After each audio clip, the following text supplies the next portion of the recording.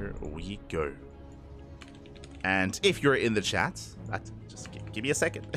I'm just typing it out as we speak. There we go. If you're in the chat, predictions are now open. Place your bets. Place your bets on who you think is going to be our first finalist. You have 2 minutes to decide. Best of luck. Get your gamba going, papi. Get your gamba going. As spawning in the top left-hand corner of Golden Aura, we have our red Protoss player representing Team Liquid. It is SKillous. And spawning in the bottom right-hand corner, we have the South Korean Zerg player, the blue Zerg representing Team Falcons. It is Rogue. Predictions. Okay.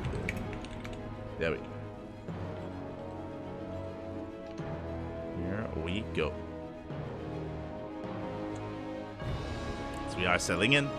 Pretty sure Papi is a term of endearment. Yeah. See, Papi, see. Oh, I just did it. Hope you're all doing well as we're settling into our first semifinals. Again, we're nearing the end of the broadcast. We have 2 semis left, and of course the grand finals. 3 series remaining here in tonight's tournament. And we'll see where this leads us. For now, standard opener, Hatch Gas Pool at a Rogue is entering a standard build. Meanwhile, SKillous going for a gate expand into Cybercore as well. Everything looking as it should for the time being. When it comes to the road of our players, I mentioned before that SKillous took down some heavy Terran and Protoss hitters on the way here. SKillous took down Showtime, Bjorn, and Trap. Meanwhile, Rogue took down some big Zerg players. He took down Solar in a ZvZ, which again, Rogue has been looking very strong in the ZvZ matchup. And he has taken down 2 Protoss players in Jeshi and Lancer. 2 Chinese Protoss players. I mean, they're very strong in their own right, but I would say that SKillous is slightly above that of Lancer and Jeshi. So we'll see what Rogue has to offer, and likewise the style that SKillous brings to the table. Now, we did cast SKillous yesterday in ESL Open Cup Americas. If you were here for it, you would have seen us cast SKillous versus Sort of, and it did go to the ace match, and we saw some weak points for SKillous. If you remember that series, you'd be familiar with what I'm referring to. But basically, in a standard game, SKillous looked crazy. He was able to just overwhelm and overpower Sort of, especially considering that, again, Sort of is still like recently returning back to the game, mainly streaming and still improving, and SKillous did look quite terrifying there. And then Sort of spiced it up. Sort of, he went for a Ling Bane all-in. I think it was on Alkione against SKillous, and SKillous got caught off guard. He missed the Bane bust, and likewise Sort of also went for a Hydra timing as well in the next game.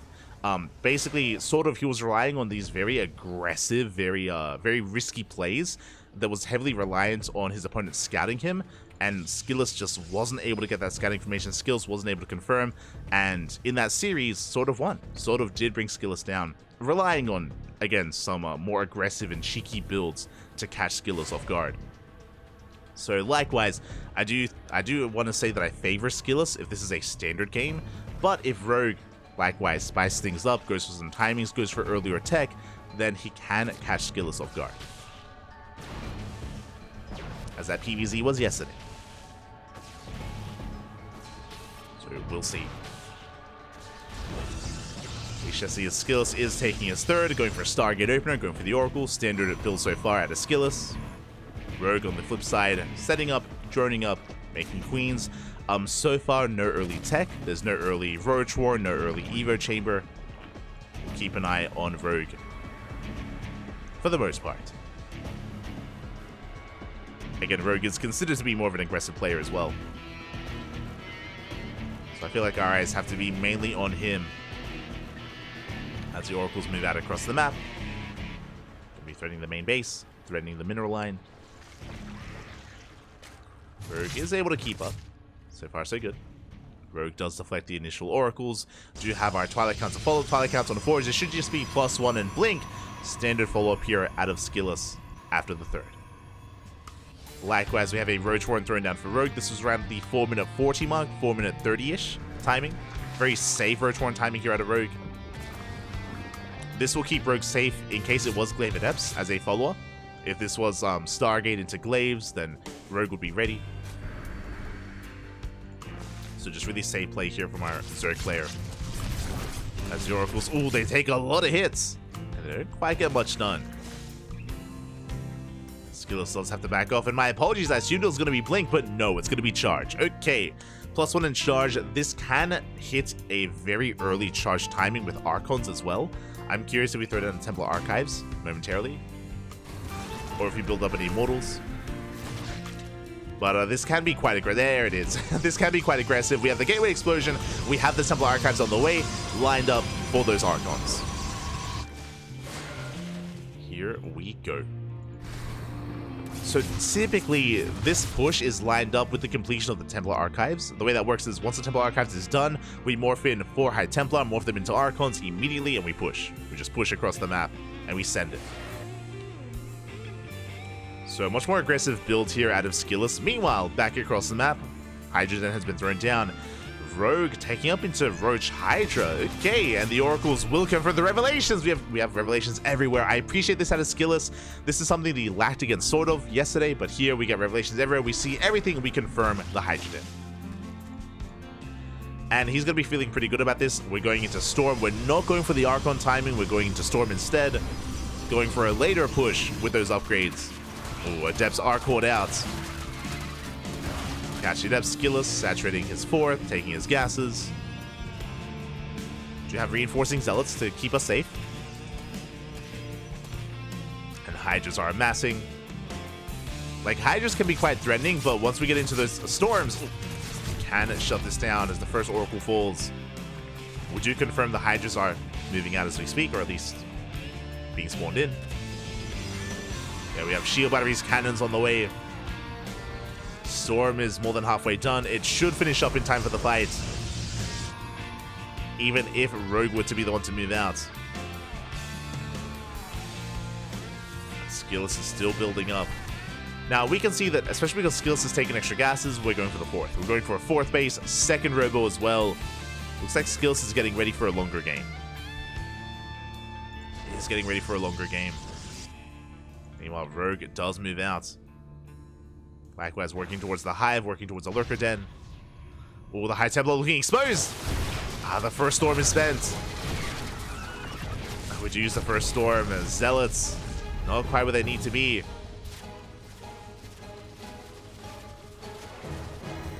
Yeah, Zealots are going for a bit of a counterattack. 4th base is denied.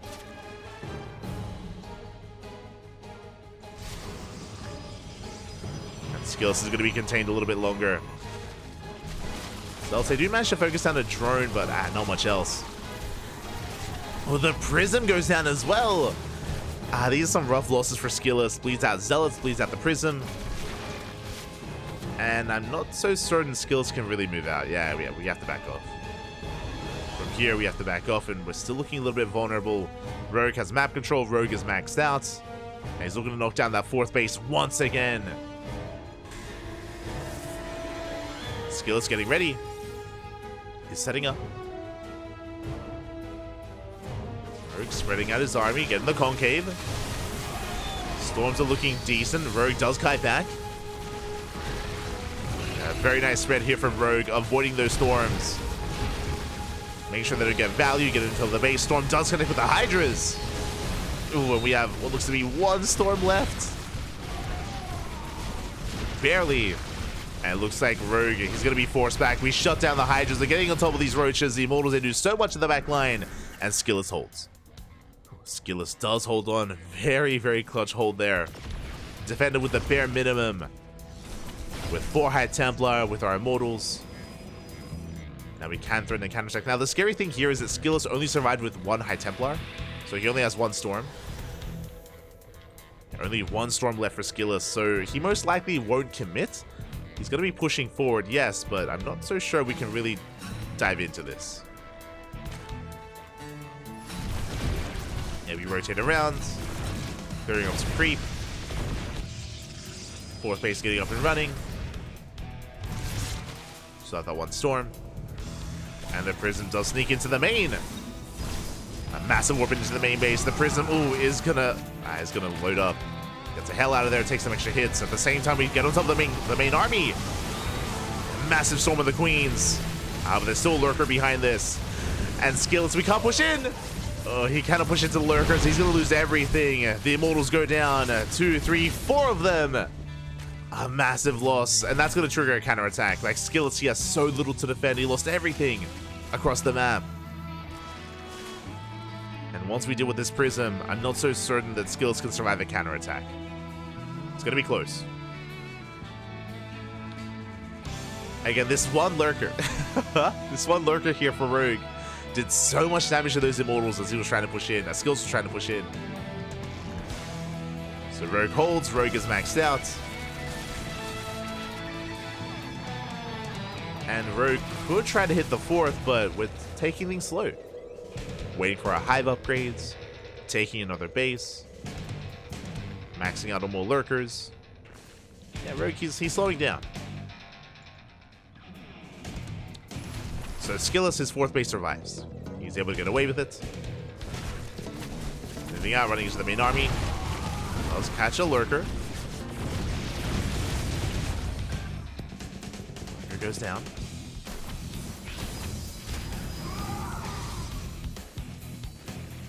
Yeah, Rogue's still building up a higher lurker count. Spires on the way. No Vipers from Rogue, which is a little bit concerning. Vipers would be ideal in this position, as they can yoink and abduct every single Immortal. But last 0 Vipers for Rogue.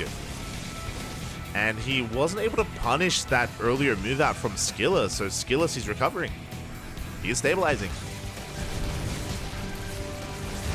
Yeah, once again, this army looks just so fragile. Like, we can't push in. Prism gonna be harassing. We're able to keep up.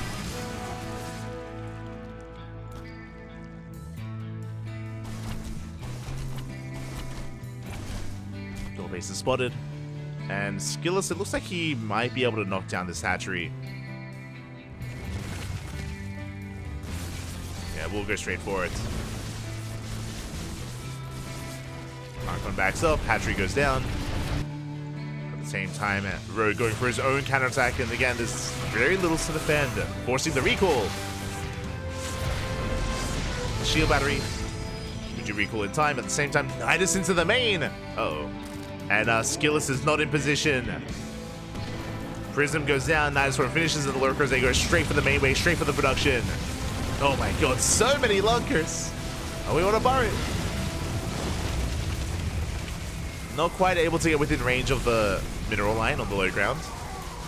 But the cannon goes down. Oof. Immortals, they take massive spine shots to the face. Immortals are falling. We do get some big storms though. Yeah, massive storms on the lurkers. But is it enough? It's not. As we do reinforce with another wave of lurkers. Okay, the immortal count's being reset. As I say that though, we knocked out the Nidus once we clean this up. Not bad. We do clean up the army. At the same time, Roach is hitting the 4th. I know economic damage. Looking at the battle report, that was 19 lurkers for 4 immortals. Like, we did kill 4 immortals, that's true, but we have so many more left over, and Rogue is in a bit of trouble here. Like, Rogue is remaxed, but no longer does he have any lurkers. He has 2 on the way. Like, 2 lurkers, that's all he has left. Now, if we had some storms, if SKillous had some storms left over, then we could push in. Speaking of, we do have 2 High Templar full of energy. Is that 2 lurkers holding line, 5 more on the way.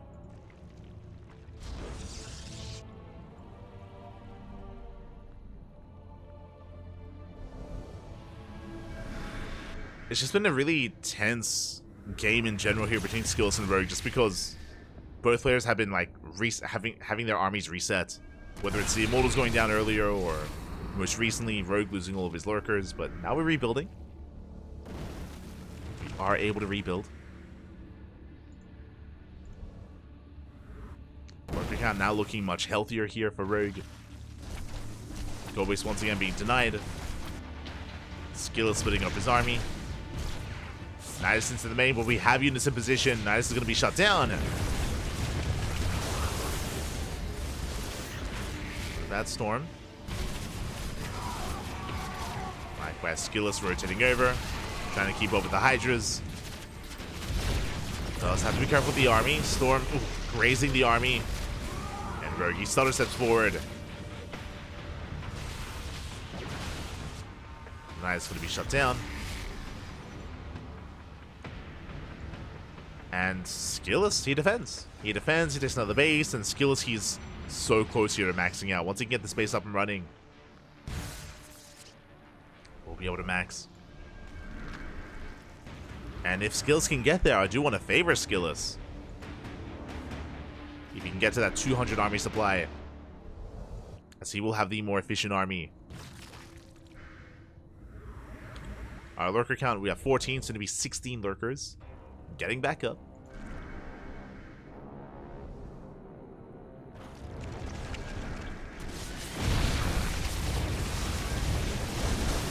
Storms, massive storms on the lurkers. Oh my god. The lurkers, they take the storms to the face. That's Rogue moving out towards the left hand side, getting himself the base. A lot of probes going down.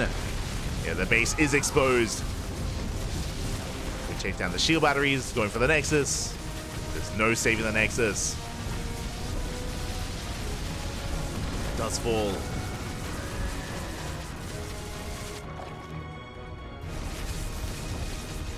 Now, thankfully, SKillous, for the most part, he already mined through these minerals, but that does mean that SKillous can't quite expand here on the left-hand side.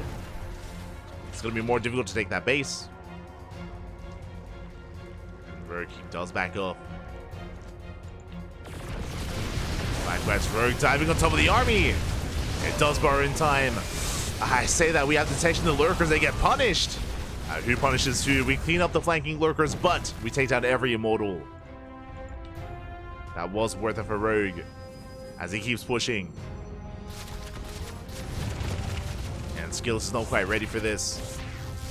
Everything's rotating over, but it might just be too late. And the Nexus, it only survives. It only takes a couple of seconds, a matter of seconds, to be knocked down. Nexus falls. We can retreat. Now, we spoke earlier, I mentioned how, like, if SKillous could max out, then I want to favor him, but he's never really exceeded 160 supply. SKillous got quartz, bleeding out base after base, Nexus after Nexus. SKillous can't max. He just doesn't have the economy for it. He's running out. Running out of steam, running out of minerals. Specifically minerals.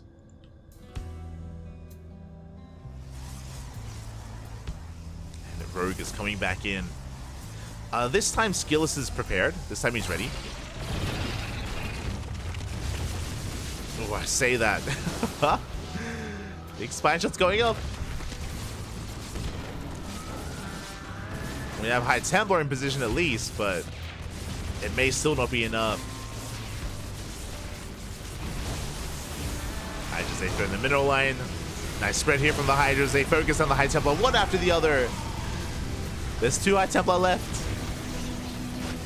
At the same time, we're coming in for a flank. Engaging with the main army, just pulling SKillous apart. Oof. Storms are thrown down. I mean, the storms aren't bad, but it's going to cost us the entire ground army, the High Templar, the Immortals. And now Rogue is going for the kill. GG gets called. Rogue will take game number 1. GG. Rogue will take the first game and will take a lead in the series. Again, it was a very chaotic back and forth. SKillous definitely had his own moments, but multiple times SKillous got caught out on the map, whether it was early on when he was pushing towards the third, or even a couple of minutes ago when he got surrounded at the Zelnaga. Like, there were just these big moments where SKillous would bleed out Immortals and High Templar, just these expensive units, and SKillous did not have the best economy behind it, so he couldn't sustain these losses. And again, SKillous, he never maxed out. He never exceeded, I don't think he ever really succeeded 160 supply, at least not substantially. And SKillous was unable to hold his own. And with that, GG. GG, well played. Rogue takes a lead.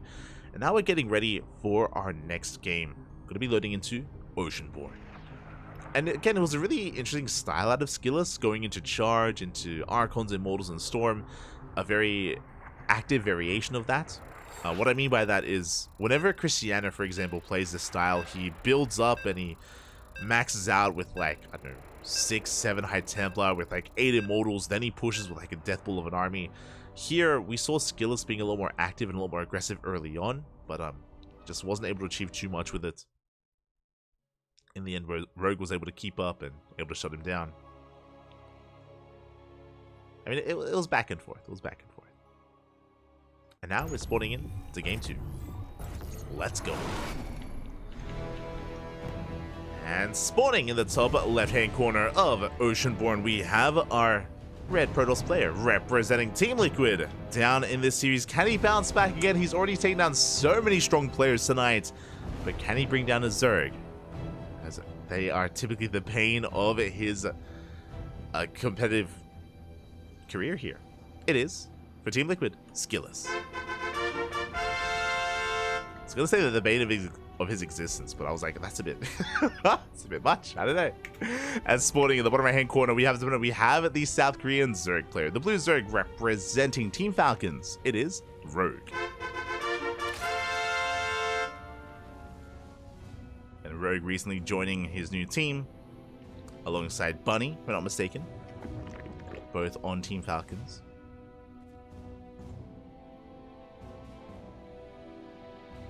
And again, that last game was more of a back and forth in their own sense. We had some moments where SKillous was able to catch plenty of lurkers as well, had some amazing storms. But Last was never able to fully capitalize on it. And now we're settling into game 2. And I expect SKillous to have a different approach. I expect us to be getting into a more blink-based composition instead. We'll see.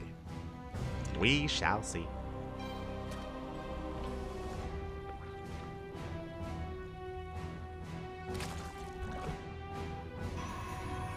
So now SKillous, yep, taking his expansion, calming things down, settling in.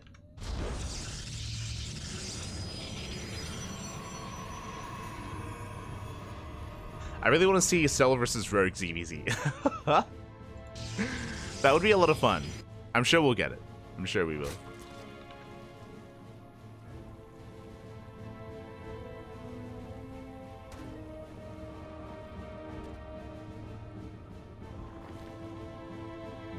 Go.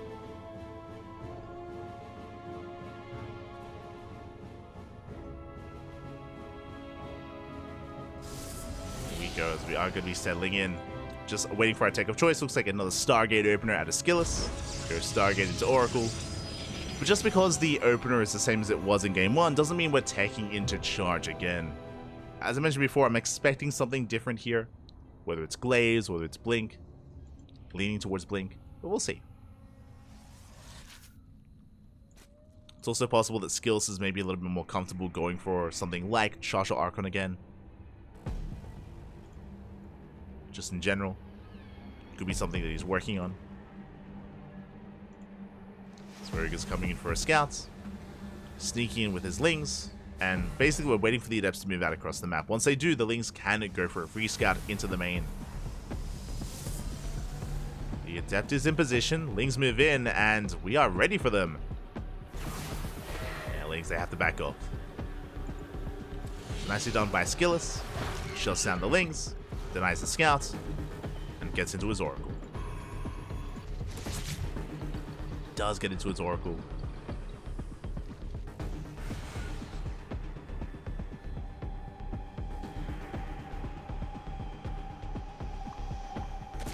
From here, we're just going to be droning, getting into our queens. Rogue does have a decent amount of Lings here ready for a counterattack. He invested quite heavily into this. Last bleeding out some Lings, but his goal is to hit the third. Third base soon to be taken. Lings dive in. Adepts are in position. Once again, nice movement out of SKillous. He does keep up with the aggression. He shuts down the Lings, and he will be able to expand quite freely. Meanwhile, across the map, first Oracle dives in. We get a turn. Just the one for now. But more than anything, just very nice movement here from SKillous, keeping up and shutting down the Lings time and time again. Not easy. Third base is unhindered. Oracles move out. Check the natural. We check the third.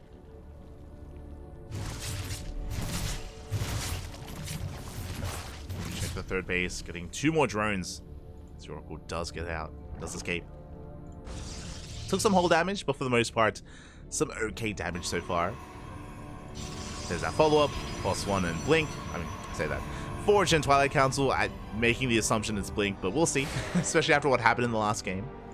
We'll keep an eye on SKillous. As all of our harassment is coming together, we have our triple Oracle, we have our 4 Adepts on the ground. And we'll see how much economic damage we can get done. As our link count isn't looking too high. But now denying creep. We do shade in. A very nice position here at the 3rd.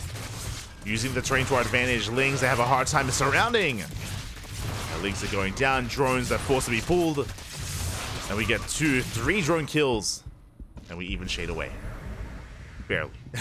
But again, really nice positioning at a SKillous. Does get away.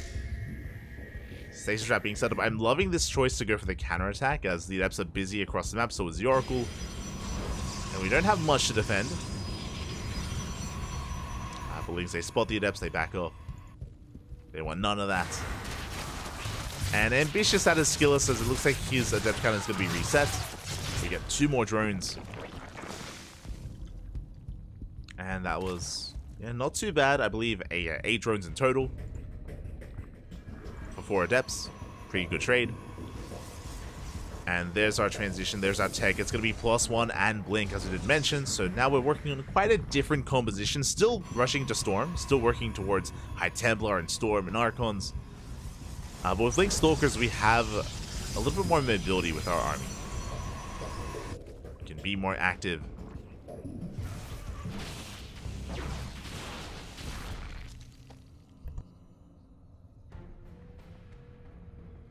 Meanwhile, once again, Rogue getting into his Hydra production. Hydra range on the way, +1 as well. Working towards those Hydras. SKillous, calm down, catching more workers.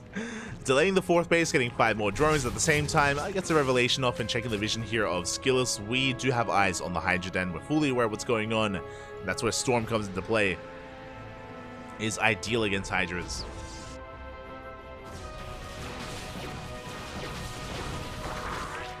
Knock down the Overlord. Pulling back.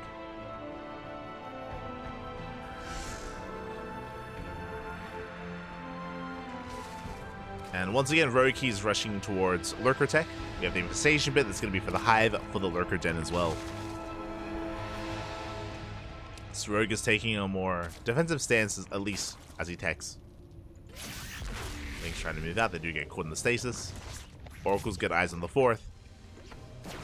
Hydras do move out across the map, but we do have High Templar ready for this. Like, we have plenty of storms available. We should be fine. Yeah, Rogue is droning. And pulls back. So really, Rogue was just posturing, just trying to force an overreaction while he drones up and tries to recover. Getting up to 82 workers. Oh my god. That's 4 base saturation here from Rogue. Is getting ready for a longer game. There's that Hive that we spoke about. There's the Lurker Den that we spoke about.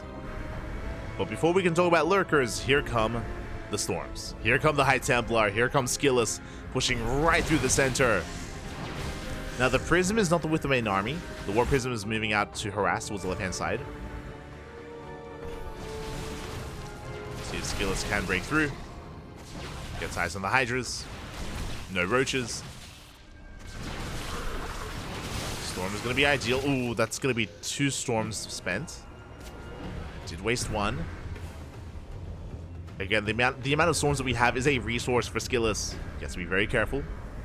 We have 3, soon to be 4 storms left. Oh! Does pull back. The Prism went down. Lings, they go for the dive. They didn't quite engage, but SKillous does have to retreat. Back at home is 4th base getting up and running. 2nd Robo. Getting into Immortals. And Rogue has survived. Rogue survives the initial aggression. And we're getting into Lunkers. We've made it! The Lunker tech. It's coming in. To Lunkers. Taking the center base.